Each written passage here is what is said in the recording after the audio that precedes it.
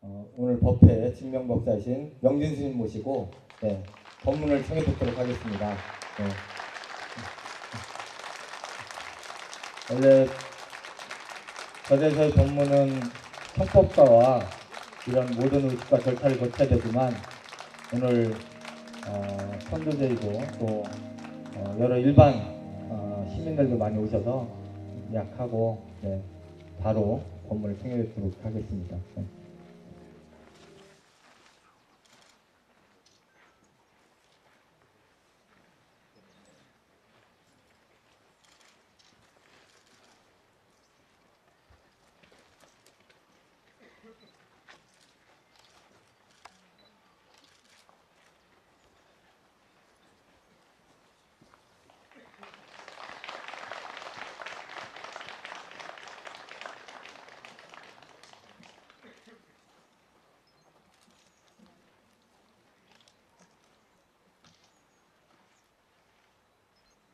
혼을 달래고 억울함을 풀고 해서 극락세계로 인도하는 것은 불교에서는 천도제라고 합니다. 천도제에는 부처님의 말씀으로 연부를 독경을 하면서 부처님 말씀을 전해줌으로써 마음 편히 극락왕생하기를 바라는 의식을 천도제라고 합니다. 그러니까 오늘의 천도제가 연불로 독경으로 장진화 선생께서 편안히 눈 감으시고 극락으로 가실 수 있을까 그런 생각을 앉아서 해봤습니다. 37년 전에 일어났던 그런 의문의 죽음으로 37년이 지난 후에 하얀 백골이 되어서 우리 앞에 나타난 장진화 선생님의 그러한 그 모습을 보면서 오늘의 천도제는 진실이 밝혀지고 정의가 무엇이고 앞으로 우리가 살아갈 세상이 어떤 세상인가를 아주 깊이 염하고 생각하고 말하고 또 이루어지지 않을 때는 싸우는 그러한 마음다짐하는 자리라야만이 오늘의 천도제의 의미가 있다고 저는 그렇게 생각합니다. 극락을 가느냐 천당을 가느냐 지옥을 가느냐 저 같은 경우는 그것을 부처님이 아니면 하나님이 결정하는 것이 아니라고 봅니다. 살아온 나의 세월이 살아온 나의 행적이 살아온 나의 행위가 살아온 나의 언어와 나의 사상이 다음 생애라도 있다면 나의 행한 행위와 업보 악행을 저질렀으면 지옥으로 선행을 저질렀으면 극락이나 천당으로 이렇게 가는 것이지 교회 선금 많이 내고 절에 시주 많이 했다고 해서 극락을 가고 천당을 가는 것은 아니라고 생각합니다. 평소에 악행을 많이 저지른 사람이 부처님 앞에 아무리 절을 한들 저는 극락 가는 길은 더 멀어진다고 평소 살아가면서 이웃에 대한 자비심과 사랑과 따뜻함 이것이야말로 다음에 나의 운명을 결정짓는 행위라고 저는 생각합니다. 장진화 선생님께서는 1975년 8월 17일 유신 정권, 박정희 정권에 한가하시다 경기도 포천 약사동에서 참으로 도대체 이해할 수 없는 도대체 저곳에서 어떻게 떨어져서 돌아가셨을까 하는 그러한 모습으로 결국은 모든 진실이 뒤엎어진 채 아까 고상만 조사위원이 말씀하셨다시피 숱한 의혹 이렇게 남기고 돌아가셨습니다. 그 이후 37년 만에 장진화 선생님은 하얀 백골이 되어 우리 앞에 나타나서 외치고 있습니다. 다른 사람도 아닌 한나라당 국회 부의장 부산의 지역구를 갖고 있는 정의와 의원이 그 유골은 나는 타살당했다라고 외치고 있는 것이다라고 이렇게 얘기를 했습니다.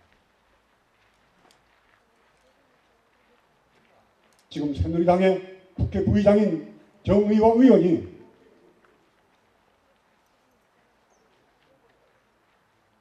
한나라당이며 민주정의당이며 그전에는 민주공화당이었던 역사 속의 전통을 갖고 있는 새누리당의 국회 부의장이 장준하 선생의 유골이 나는 타살당했다고 외치는 것이다. 그분이 정신신경과의 아주 전문의로서 부산 지역에서도 알아주는 그런 의사입니다.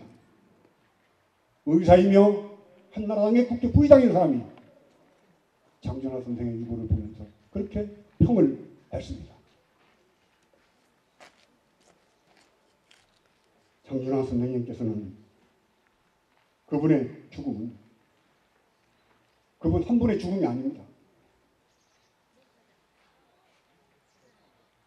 해방 이후부터 쭉 이어져 내려왔던 독재 권력, 이승만 독재, 박정희 독재, 전두환 노태로 이어지는 군사독재 정권 하에서 죽어간 많은 사람들의 억울한 죽음을 같이 함하고 있습니다.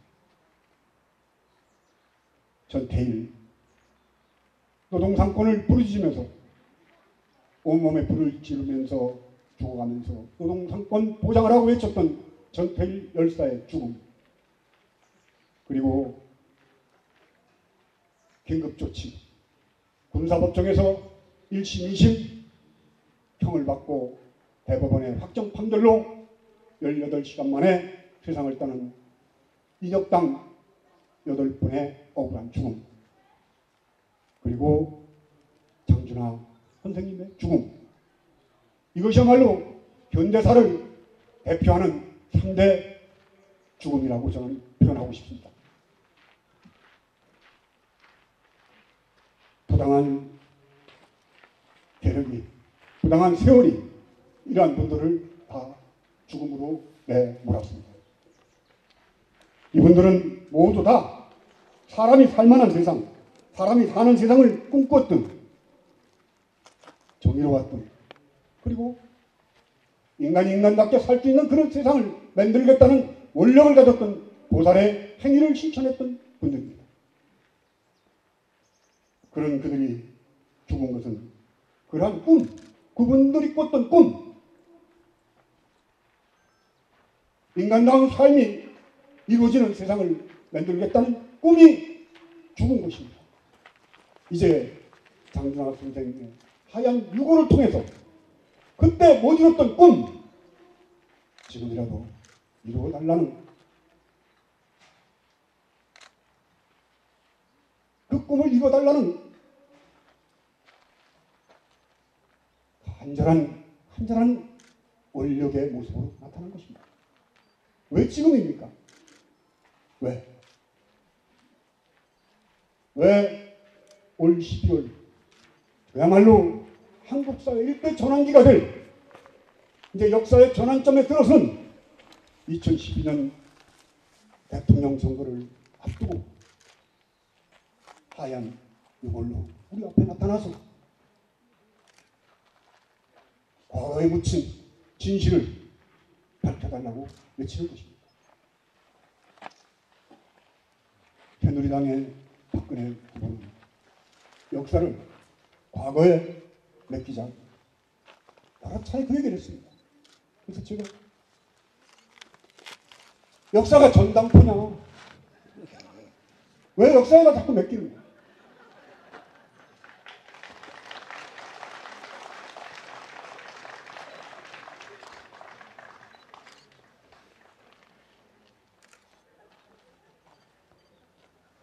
여론의 지지가 떨어지고 지지율이 떨어지니까 마지못해서 5.16 유신 헌정질서를 심히 파괴한 행위였다고 본인이 얘기했습니다. 억지로 마지못해서 진즉에 그런 참에 사과를 했더라면 받아들여야지. 그러나 이제 선거가 막바지에 가면서 지지율이 떨어지니까 어쩔 수 없이 과거사에 대해서 사과를 했습니다. 저는 그 사과하는 모습을 보면서 차라리 아버지 무덤에 침을 뱉으면서까지 나는 대통령 할 생각이 없다. 다시 한번 지나간 과거에 대해서는 더 이상 얘기하지 말자. 미래를 얘기하자. 그동안에 해왔던 대로 나는 불효녀가 되면서 아버지의 무덤에 침을 뱉으면서까지 대통령 되고 싶지 않다라고 이렇게 만약에 했더라면 나는 차기 대통령 후보를 더 바짝 다가서는 한 걸음이었다고 생각합니다. 그러나 비겁하게 지지율이 떨어지니까 이런 세상. 그래서 제가 어저께 백범기념관에서 해직 기자들 행사에 참석해서 권력을 갖기 위해서, 권력자가 되기 위해서 정의를 얘기하지 말아라. 정의를 실천하고 세상을 올바르게 만들기 위해서 권력을 갖도록 해라. 이렇게 얘기를 했습니다. 권력을 잡기 위해서, 대통령이 되기 위해서 가진 권무술수와 거짓과 헛된 공약과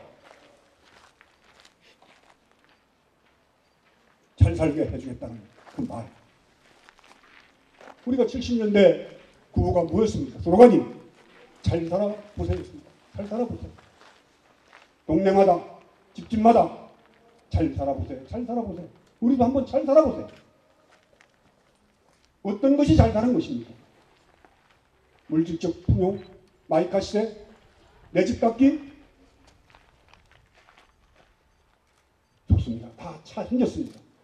길이 미어 터지도록 오늘 장준환 선생님 유가족분들과 참석하는 내 기분들이 오시는데도 토요일날 이쪽 지역에 등산 오는 차들 때문에 길이 많이 막혔습니다. 길이 미어 터지도록 차가 많이 생겼습니다. 이제 행복합니까? 내 집 가졌습니다. 행복합니까? 어떤 것이 잘 살아봐야 무엇이 잘 사는 것인가에 대한 가치 판단은 없이 무조건 물질의 풍요만을 위해서 살아왔던 근대사. 그것이 747, 10% 성장과 4만 불 시대와 경제대국 7번째 안에 들겠다는 이명박의 헛된 공약에 다시 한번 우리는 저는 괴물 같은 대통령으로 뽑은 것이 우리들입니다. 이제 엄중한 시대에 와 있습니다. 진실은 밝혀져야지 합니다.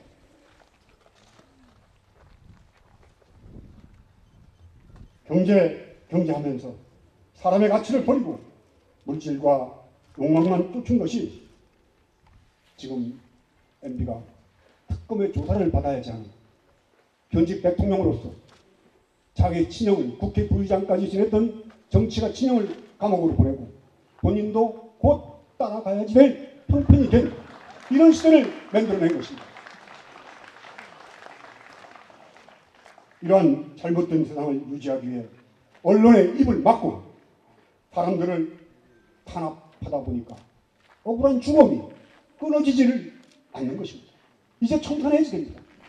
국민들도 깨어났습니다. 이제 올바른 선택 해야지 겠다라고 저는 생각합니다. 이 가치, 지금 우리들이 갖고 있는 이 전도된 가치의 원인 제공자가 저는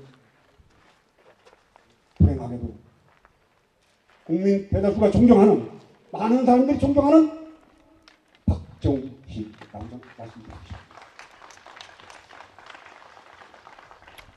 아까도 잠깐 앞서 말씀한 분들이 거론했습니다만 친일 군인을 해방된 조국에서 대통령으로 뽑았고 또 18년 동안 대통령 역할을 하면서 경제발전의 주요 산업화 시대 대통령으로 이렇게 칭송받는 대한민국 이렇게 되어 있습니다. 옳게 사는 것보다 출세를 위해서는 무엇을 해도 된다. 잘 살기 위해서는 노동자를 탄압하든지 사람을 죽이든지 경제만 발전된다면 아무 상관없다는 정말 전도된 가치관을 갖게 만들었던 장본인입니다. 장준환 선생님의 죽음을 밝히는 것은 그것을 바로 잡는 것입니다. 그런 전도된 가치관을 우리가 잘못된 역사관을 얼클어진 오욕의 역사를 다시 한번 바로잡는 그러한 단초가 될 것이라고 생각합니다. 도덕과 사는 세상의 가치가 물질과 욕망의 노예가 되는 것이 아니라 정의가 바로 서는 세상, 그 어떤 물질적 가치보다 사람이 우선시 되는 세상을 만들어야지 합니다. 경제 살린다. 경제 살린다. 경제 살린다 하면서 사람을 죽였습니다. 사람을 살리면 경제는 자연히 살아나건만 경제 살린다. 경제 살린다 하면서 용산 참사 6분의 생명을 불구덩이 속에 집어넣습니다. 쌍용자동차 2,700명을 길바닥에 내몰았습니다. 그리고도 반성 한번 안 하는 뻔뻔한 지금의 현 정권, 이 정권 심판에서 권력을 바꾸는 거, 정권 교체하는 거, 난 이 길을 통해서만이 장준하 선생님께서 바랐던 꿈같은 정의가 강물처럼 흘러넘치는 그런 세상으로 가는 한 발짝이라고 저는 생각합니다.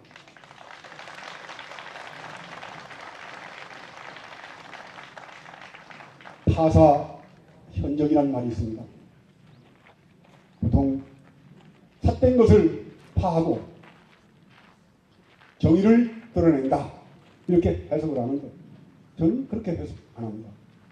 파사가 현정이다, 삿된 것을 깨부시는 것이 정의를 드러내는 것이다. 따로 정의를 얘기하지 말아라. 나쁜 놈 두드려 패고 나쁜 놈 욕하고, 이게 이 세상을 정의롭게 만드는 길이다. 검은 구름 흩어지면 밝은 달 드러나듯 달을 일부러 찾지 말아라. 구름 흩어지면 달은 절로 드러난다.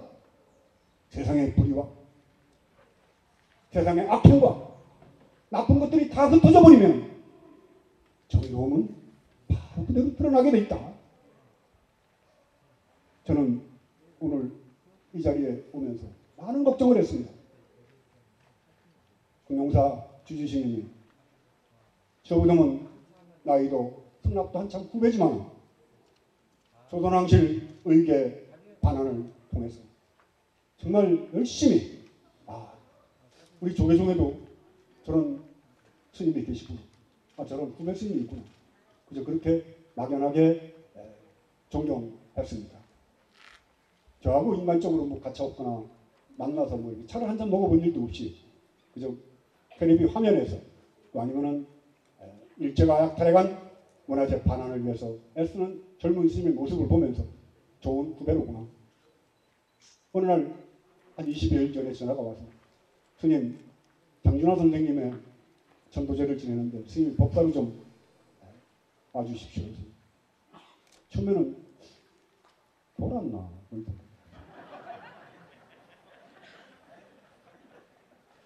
이명박 대선 시절 이명박 선거 캠프에 상임 고문으로 선거운동을 도왔던 자성 총무원장이 지금 현재 엄연히 총무원장으로 있는데, 그 사람으로부터 임명받은 공찰 주지 해문스님, 감히 장준하 선생님의 선도제를 지내고 거기에 저를 법사로 추천하는 걸 보면서 제가 가는 게 맞습니까? 좀 다시 한번 생각해 보시죠. 그랬더니 저 그런 거 신경 안 씁니다.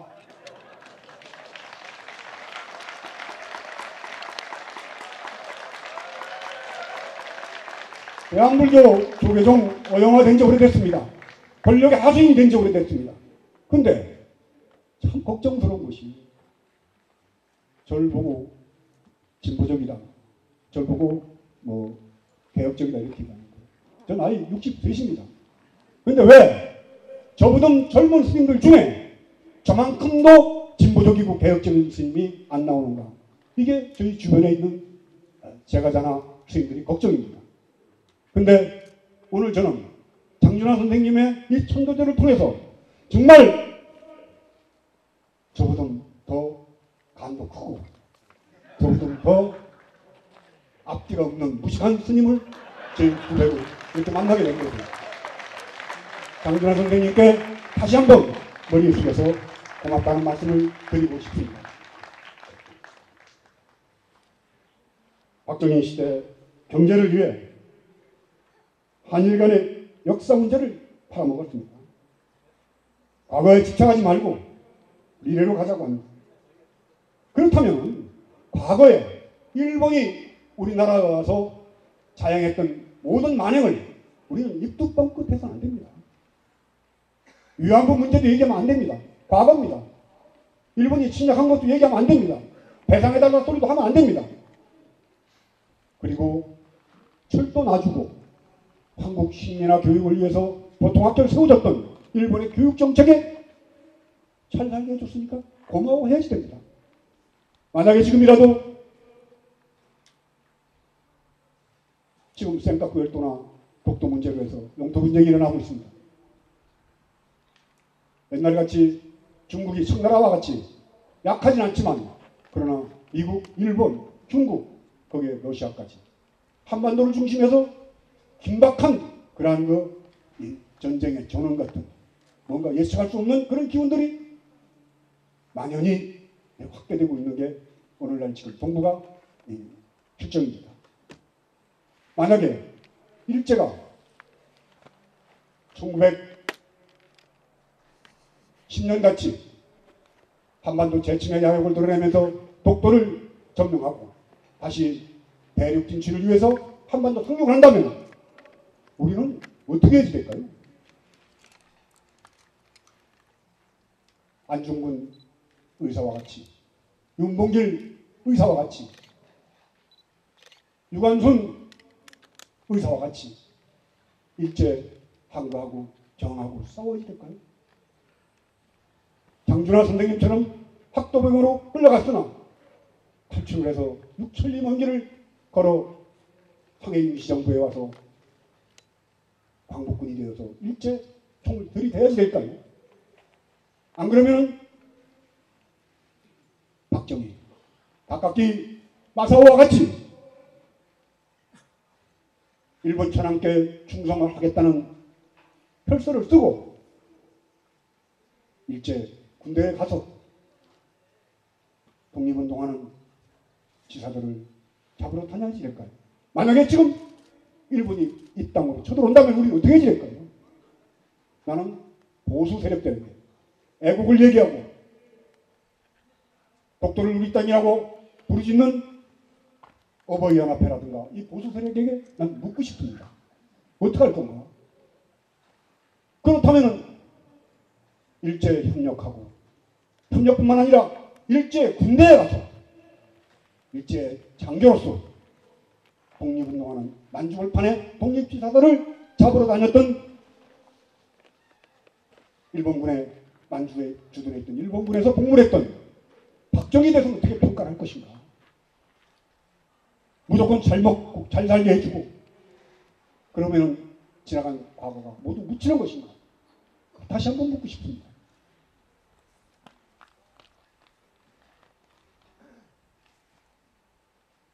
과거에 대한 태도는 오늘을 사는 잣대가 됩니다. 과거에 대한 역사적 반성을 하려면 감추지 말고 드러내야지 됩니다. 적당히 덮고 넘어가서는 안 됩니다. 전기 고문을 통해서 고춧가루 물을 먹여서 밥을 굶겨서 잠을 안 재워서 몽둥이 찜질을 해서 고문받고 또 어느 곳에 끌려가서 어떻게 죽었는지 모르는 아들의 시신을 부양고 우는 어머님의 눈물이 아직도 마르지 않는 지금 과거를 잊자고요? 과거를 덮고 미래로 나가자고요? 그렇게 말하는 사람들의 아들, 남편, 딸이 권력에 의해서 끌려가서 그렇게 죽임을 당하고 그런 몹쓸지 고문을 당하고 난 뒤에도 그런 말을 할 것인가 묻고 싶습니다. 아직도 제가 진실의 힘이라는 재단의 이사장입니다. 70, 80년대 끌려가서 고문당하고 오랫동안 국정원 아니면 보안사에 가서 고문당하면서 간첩이 된 분들입니다. 억지로 간첩을 만드는 겁니다. 그분들이 요즘에 무죄 판결을 받고 보상금을 좀 받아서 돈을 모았습니다. 한 10억 가까이. 자기들 같이 어리고 억울한 사람들을 위해서 써달라는 그런 뜻으로 보상금 받은 것 중에 일부를 띄어서 재단을 만들었습니다. 제가 그 단체 이사장입니다. 간첩이 아니고 가첩, 가짜 간첩. 그럼 그런 분들이 지금도 살아있고 그분들에게 돈 몇 입 준다고 받았던 상처, 간첩의 자식으로, 간첩의 아들로, 딸로 20년, 30년 살아오면서 동네에 살지도 못하고 이사를 가야 했던 그 아픔이, 그 눈물이, 가슴에 든 피 멍울이 사라질까요?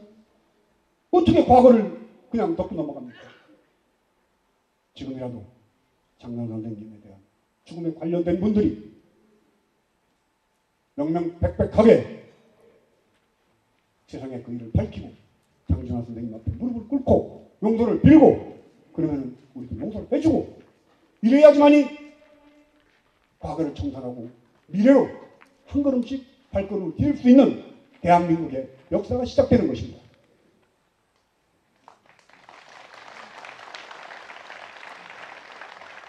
장준하 선생님의 문제는 아까도 우리 고상만 조사관께서 말씀하셨지만 국정원이나 보안사에서 자료를 내놓지 않고 있습니다. 하루빨리 더 이상 하늘로부터 천벌을 받고 싶지 않으면 자료를 내놓기 바랍니다. 정부에서 공식적인 조사도 며칠 전에 거부를 했습니다. 야만적인 시대를 더 만들어가겠다는 의지로 보입니다. 필시 정권 교체를 통해서 이 진상들이 묻혀버린 진실들이 밝혀지길 바랍니다. 잠시 몇 사람을 속일 수는 있어도 영원히 여러 사람을 속일 수는 없습니다.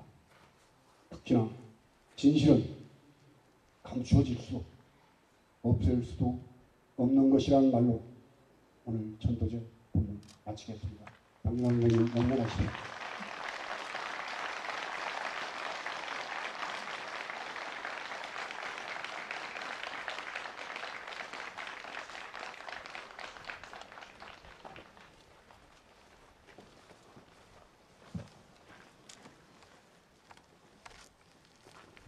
네, 영지님 고맙습니다.